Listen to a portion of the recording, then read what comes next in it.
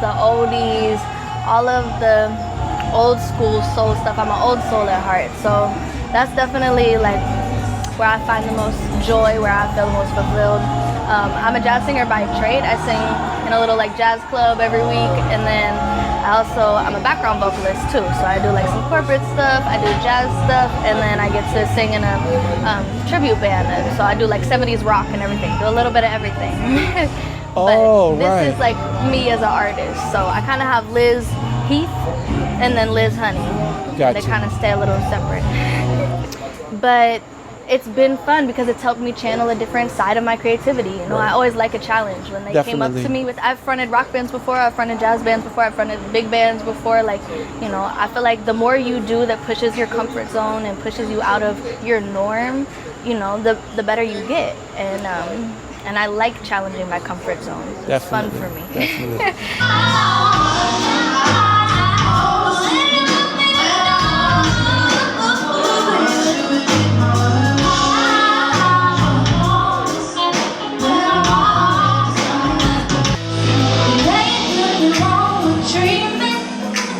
So I just had fun. Like tonight was just fun. I was nervous yesterday, but today I'm like, you know what? Let me just go and enjoy myself. You know, did well. I came all the way here. You did well. Yeah. Would you do more? Absolutely. Absolutely.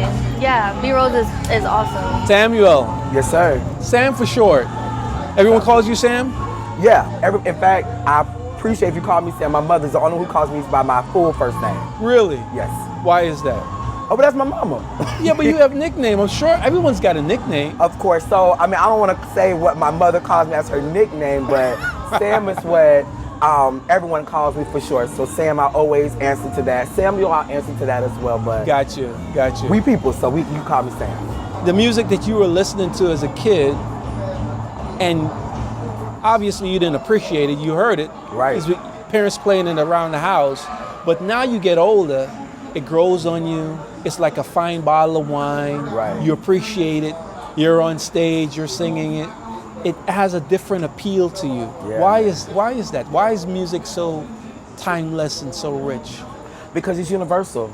It's one of the only things to where you can go anywhere in the world and music connects every nationality, every human being.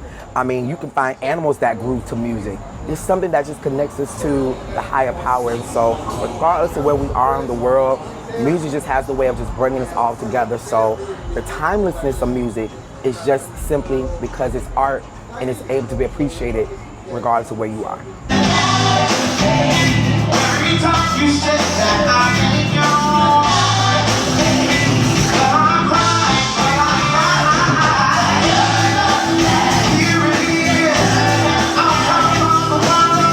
And don't get me wrong, I love hip hop, but hip hop has really helped to shape what we consider R&B now. And to where that nostalgic feel we was talking about earlier Right. is kind of lost. To where now the feeling that we get is by listening to 90s tracks being remixed to be brought to the current time. Right. We're in hearing original sounds that strike the nerve, that strike your heart, that make you feel good, that make you cry, make you happy, make you run, make you shout, all those type of things that R&B used to do, still lost. And I believe that it will come back because I'm an R&B singer. So I know for a fact that it will come back and that it is coming back. But in regards to mainstream, I do agree. There needs to be a revival of that. Qiana, Yeah. fresh off the stage, That's right. all the way from Ohio. Yeah. What are you doing in Florida?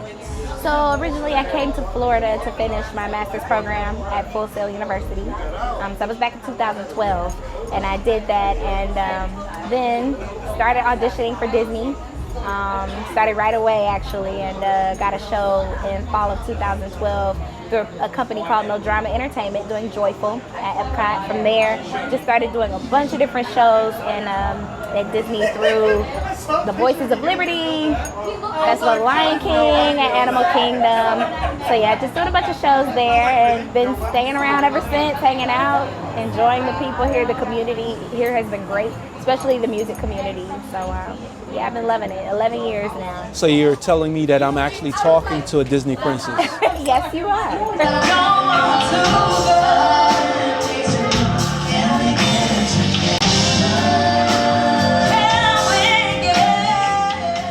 part of the music industry that you would say you love? That I love. What part The of writing, the creating, what part you say? Writing for sure, because it's the most, I was gonna say it's the most authentic. In this stage, for me, I believe it's the most authentic, because I do believe it can get hard at times when you're writing, because, labels, they may want to hear, we want you to create this kind of record. We need this kind of record that's gonna take you there. So that's the joy of being in an independent place, because you have total creative control. So I love, coming up with the ideas, sitting in with the producer and he's figuring out the beats, and I'm like, ooh, use that sound instead, or do this rhythm instead, and then seeing it come to life. I record my own background vocals and arrange my own vocals and all of that, so I do that. So you're an engineer on the low too? I wouldn't go that far. You're an engineer on, okay. But, hey, we're on the way. We're on the way. Got you.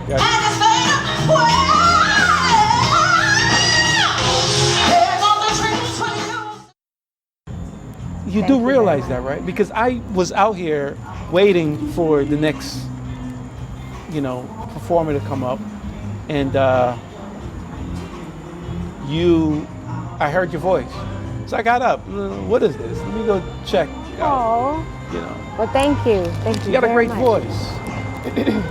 When did you realize that this voice of yours? When did it develop for you? I started singing in, I think, 5th or 6th grade, but I didn't realize it until I was in college, what the gift that my creator gave me. I didn't realize it until I was a sophomore, freshman.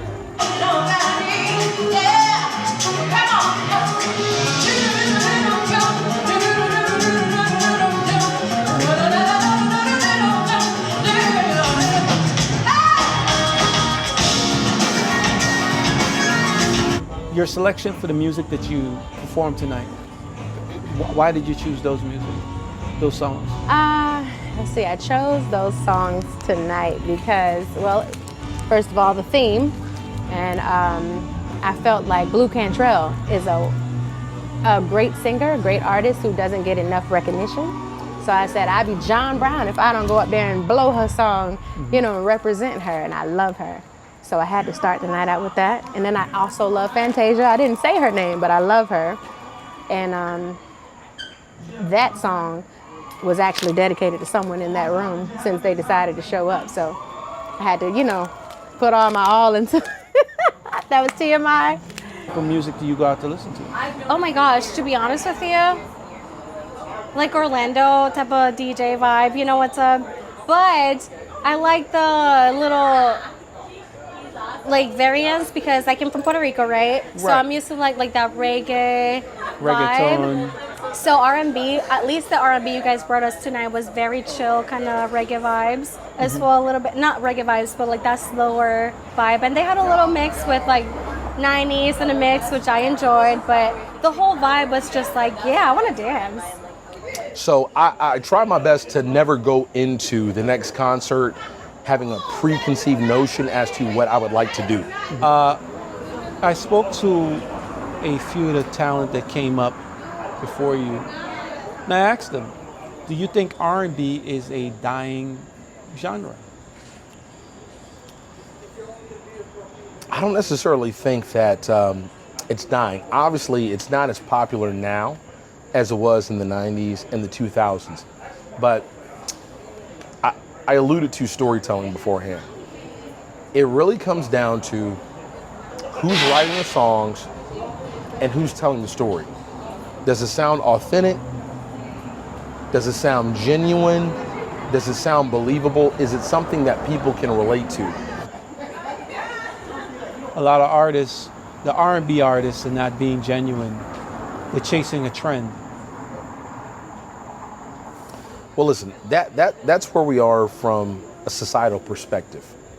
Everyone has a blueprint for what it takes to be successful, for what it takes to be liked, for what it takes to build momentum. But in my personal opinion, the first person who chooses to follow a path, they're going to be tremendously successful. Do you have a date for the next R&B Renaissance? Listen, Not yet, right? I need to go talk to the general manager from the Abbey We just had an amazing show, the R&B Renaissance, the Mixed Signals edition. I'm gonna go home, take a good sleep, figure out what the next concept is gonna be, and I'm gonna text that GM. And my goal is in September to be right back here doing it all over once again in 3 months. That's my goal. That's my goal. Wonderful. Every time that we come out, we want to just continue to achieve new heights. Well, you gotta come back and talk to me. The only person I'm willing to talk to is Kiko. If it's not Kiko, whether I've had a drink or not. Right. If it's Kiko, I'm talking.